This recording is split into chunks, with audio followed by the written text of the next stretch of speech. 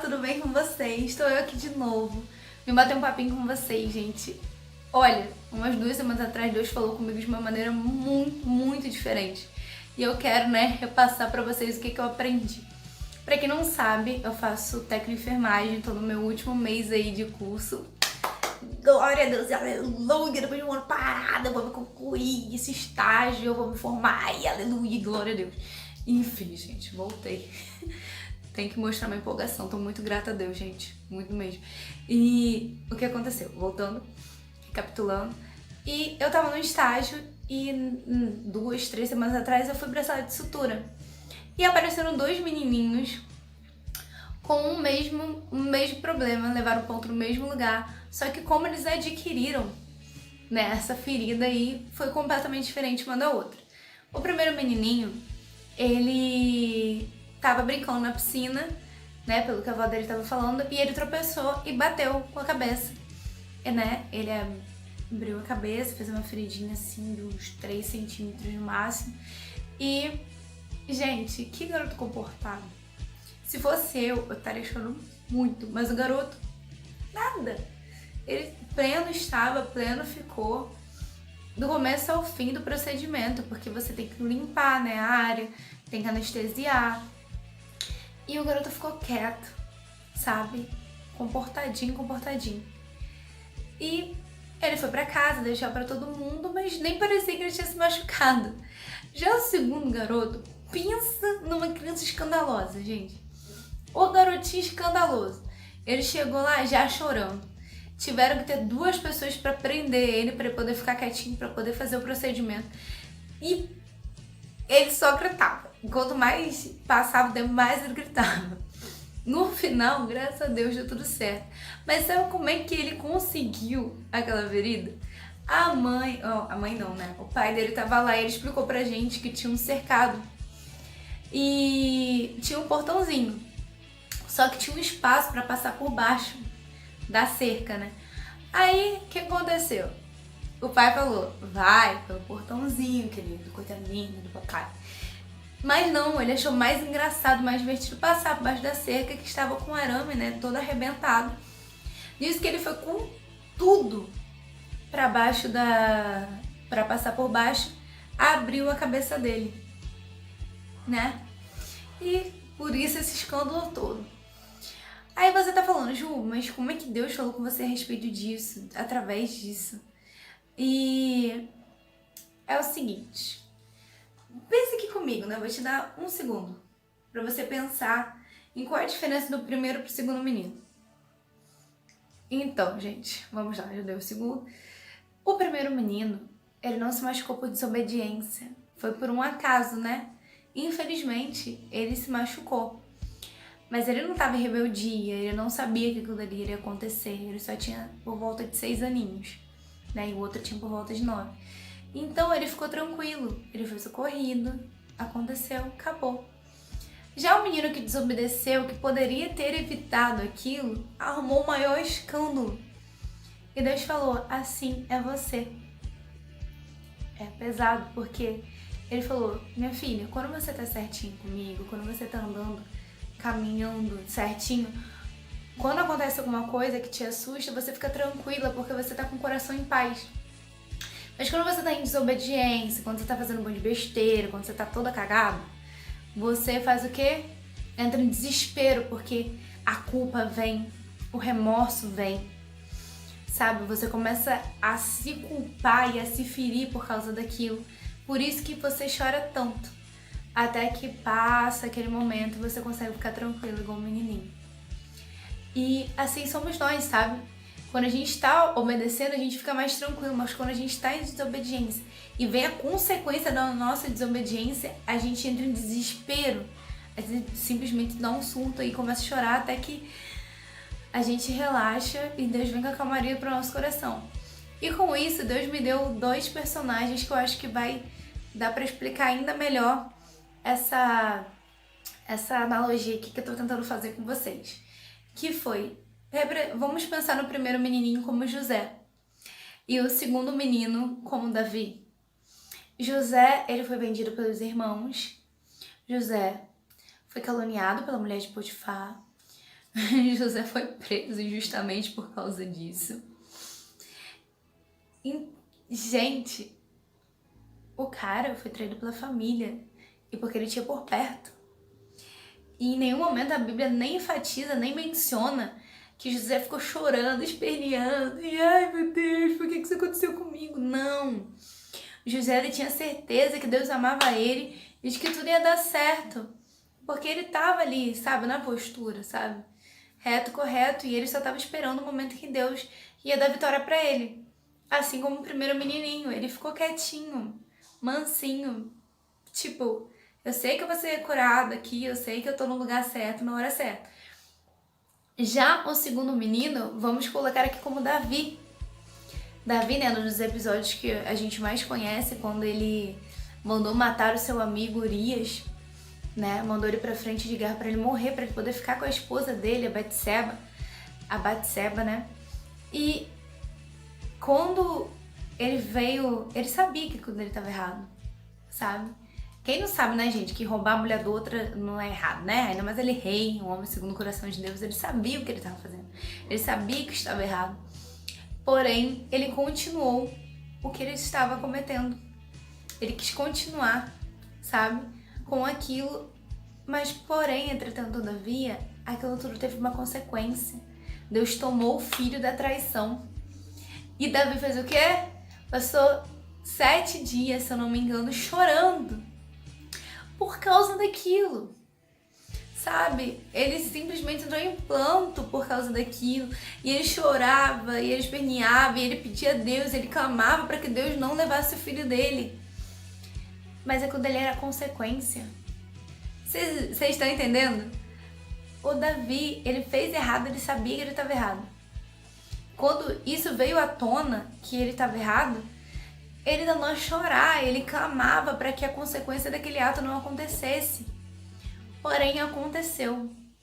E assim como o menininho, né, que estava lá no hospital, assim que aconteceu e infelizmente, né, ele levou lá o ponto e infelizmente Davi perdeu o filhinho dele. Ele se acalmou, assim como o menino também se acalmou, sabe? E nessas duas versões, né, nessas duas histórias, a gente observa algo. Primeiro, desobedecer faz a gente sofrer, sabe? Toda consequência, toda ação tem uma consequência, sabe? Tudo que você faz, você vai colher, né? A lei da semeadura. E a gente tem que entender que é melhor obedecer do que sacrificar. Agora você tá julgando, né, Davi? Ah, pô, Davi é um vacilão. Mas na maioria das vezes a gente é igual a Davi. E eu queria muito, muito mesmo ser igual a Davi. Porque ele vacilou feio. Porém, ele entendia quem era o Deus dele. Ele entendia que Deus ia amar ele independente daquele erro que ele cometeu, sabe? José, graças a Deus, era um homem que realmente eu queria ser igual a José. Não reclamar quando viesse as coisas erradas, né? Às vezes eu tô quietinha no meu canto, acaba acontecendo alguma coisa e às vezes eu reclamo mesmo, murmuro mesmo, depois eu tenho que pedir perdão a Deus. Porém, a maioria de nós é como Davi, a gente vacila, é vacilão, não que José fosse perfeito, porém, a gente tem que aprender a ficar quieto igual a José, mas a maioria das vezes a gente é igual a Davi. Mas sabe o que é mais bonito, tanto em José quanto em Davi? É que os dois entendiam que Deus amava eles. Um estava ali quietinho e acabou tendo consequências graves, mas ele tinha certeza do amor de Deus por ele. Tinha certeza de que tudo aquilo dali tinha um propósito maior, de que ele ia vencer aquilo, então ele preferiu ficar quieto, agradecendo e orando a Deus todos os dias por aquele momento. E Davi, por mais que ele tivesse errado, ele chorou, assim como nós choramos, assim como às vezes a gente às vezes fala de um modo, às vezes a gente guarda rancor a respeito do outro, a gente não quer perdoar, muitas das vezes a gente faz malcriação com os nossos pais, a gente recebe uma direção, tipo, não, vai pra direita, vai pra esquerda, e quando a gente vai pra esquerda a gente se machuca, e a gente dando a chorar, às vezes não é mais pra você estar num tipo de relacionamento e você persiste nele, quando esse relacionamento é tirado de você, a consequência da sua desobediência chega, você começa a chorar. Porém, Davi entendia que independente da consequência dos atos dele, Deus amava ele da mesma forma. Deus queria ele ali pertinho dele, independente de qualquer coisa, sabe?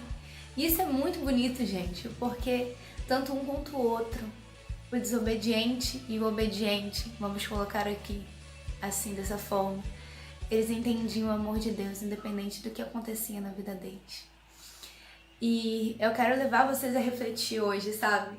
Deus te ama, e muito, independente da consequência de que você tá vivendo, independente das fatalidades que acabam ocorrendo, sabe? Deus está ali com você e Ele vai te dar vitória assim como deu para José. E Ele vai aliviar a sua dor assim como Ele aliviou a dor de Davi. Mas você precisa ter certeza que Ele está ali para te amar independente do teu erro. E aí vem Judas na minha mente, né? Eu estava lendo a respeito da morte de Judas. Para quem não sabe, Judas Iscariotes é o traidor que entregou Jesus, né, em troca de 30 moedas de ouro. E infelizmente esse homem não entendia quem era Deus. Ele andava com Jesus, ele era um dos seus discípulos, ele estava ali o tempo todo, velho, ele viu tudo, mas ele não entendia, ele não compreendia quem era realmente o nosso Pai, o nosso Deus, o nosso Abba. E eu quero mostrar pra vocês o que aconteceu com ele para ele não entender aquilo. Vamos lá, vamos lá, vamos lá. Perdi aqui, gente, foi mal. Vamos lá. Em Mateus 27, 3 ao 5. Vou ler aqui pra vocês. Quando Judas, que havia traído, viu que Jesus fora condenado, foi tomado de remorso e devolveu aos chefes dos sacerdotes e aos líderes religiosos as 30 moedas de prata. É prata, tá, gente? Não é ouro, não. E disse: pequei, pois traí sangue inocente. E eles retrucaram: que nos importa? A responsabilidade é sua. Então Judas jogou o dinheiro dentro do templo e, saindo, foi e se enforcou. Então, gente, tá aqui o exemplo do que acontece com a gente quando estamos aí na casa do Pai, quando nós estamos caminhando com Deus, mas nós não entendemos o verdadeiro significado do que é andar com Deus, sabe? Ele te amou e Ele te ama muito, muito, muito mesmo, sabe? Ele entregou o próprio Filho por você, Ele levou todos os seus pecados naquela cruz, sabe?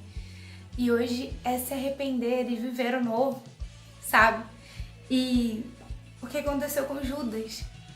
Assim como acontece com muitos dentro da casa do Senhor que acabam saindo. A culpa pelo que cometeu é tão grande que eles não conseguem enxergar o amor que Deus tem. Sabe, Deus não te ama, queridos e queridas, pelo que você faz de certo, até porque, né, queridos, somos salvos pela graça, porque se fosse pelos nossos comportamentos a gente tava bem lascado, viu? E é isso que eu quero passar pra vocês hoje. Tenham o coração de Davi, que tem o entendimento de que Deus o ama, independente de tudo, e também tem o entendimento de que você tem que se arrepender e viver algo novo. Porque se você está na casa do Senhor hoje e você julga que Deus está contigo, está com você, pelos seus atos certos, você vai acabar igualzinho a Judas, se matando ou saindo da presença dele, sabe? Porque assim como Judas aqui, ele não pensou que Deus iria poder perdoar ele, porque se ele entendesse que Jesus estava ali para perdoar ele, eu não creio que ele teria a capacidade de se matar e tirar a própria vida. Não, muito pelo contrário, ele chegaria no Pai e pediria perdão. E viveria a vida dele, sabe? E continuaria a vida independente do erro, porque a gente olha e julga Judas, né? Pô, vacilão, vendeu Jesus e tal, mas ele fez parte do propósito, se ele não tivesse vendido Jesus por aquelas 30 moedas de prata. A gente não teria tido sacrifício na cruz, é claro que Deus faria de outra forma, mas foi necessário um traidor. Mas esse traidor poderia ter se arrependido e vivido a sua vida plena como discípulo de Jesus. sabe? Mas não, ele não entendeu. Assim como muitas das vezes nós nos culpamos, nós entramos em depressão, queremos nos cortar, nos matar, muitas das vezes pelo nosso erro. Mas sabe por que isso? Porque nós não entendemos que Deus é um Deus de amor. E nenhuma culpa vem sobre nós se nós entendermos realmente que o nosso Pai está conosco a cada momento. E é isso que eu quero repassar para vocês hoje. Que possamos ser um José e um Davi da vida, sabe? Às vezes a gente vai arriscando porque a gente vacilou mesmo e a consequência dos nossos atos às vezes não é muito legal, então a gente precisa sim chorar e entrar em planto na presença do Senhor e se arrepender e mudar de atitude. Mas que hoje você possa deixar o Judas que tem dentro de você de lado. Que você possa deixar o Judas que se culpa e que chega a ponto de desistir de estar na presença do Senhor por causa do erro. Que você possa deixar o Judas de lado. Eu te convido hoje a deixar Judas para trás, o seu Judas, o Judas que habita dentro de você para trás. Porque, queridos e queridas, Deus está aí para te amar e para te ajudar a colher a consequência dos seus atos. Mas Ele está aqui principalmente para te reestruturar, para te restabelecer, para tirar esse fardo que você coloca dentro de você. Sabe, em Mateus está escrito: toma o meu fardo, porque o meu jugo é suave e o meu fardo é leve. Sabe, troca com Jesus. Tira esse fardo de Judas e coloca o fardo de Jesus, que é leve e suave. E vai fazer você viver uma vida plena e saudável perante a Deus. E esse é o recado que eu tenho para vocês hoje. Que todos nós, você que está assistindo esse vídeo, possa deixar o Judas de lado e colocar o fardo de Jesus em você. Amo muito vocês. Fique com Deus, paz e bora largar Judas, viu? Deus está aqui para te amar, não para te julgar, queridos. E lembre-se, tá, gente? Venha como estás, mas não fique da mesma forma. Tchau.